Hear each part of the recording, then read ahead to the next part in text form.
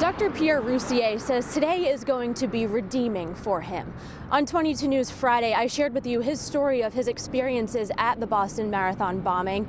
Today, his story of healing. A woman reached over and grabbed me and pulled me in and said, "I'm going to die right here and right now, and no one's going to know where I am." And that made it as personal as it gets.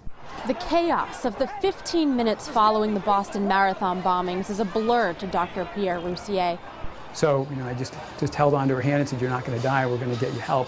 That image is forever ingrained in the UMass doctor's memory. One thing that I wished I had, which I'm actually envious of the first responders and the relationships they had with the people that they met, is I didn't get her name or give her mine. And, that really bothers me. It haunted him for months. I took off my bloody shoes by my front door, and I took off my bloody pants in my closet, and they both stayed there until I could touch them again. Soon, his emotional pain turned to physical pain. Rouzier was consoled by a therapist. "I'm getting stabbing pain right here." And she just smiled and said, "Well, that's your heart. When you get that pain, that's just you sending love to the victims." So then I look forward to getting the chest pain. It was another doctor who helped Rouzier's recovery the most. "Come to Haiti, it'll make everything better." And I went, and it did.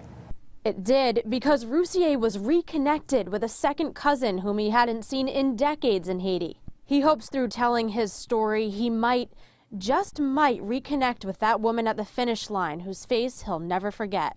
Maybe there's one of those connections for me. Until then, he'll return to the finish line as before to help more people in need.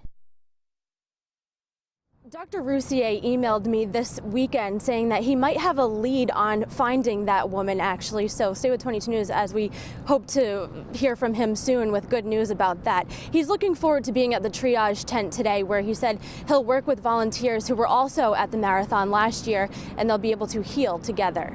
Live in Cambridge, overlooking the Boston skyline, Kate Walsh, 22 News.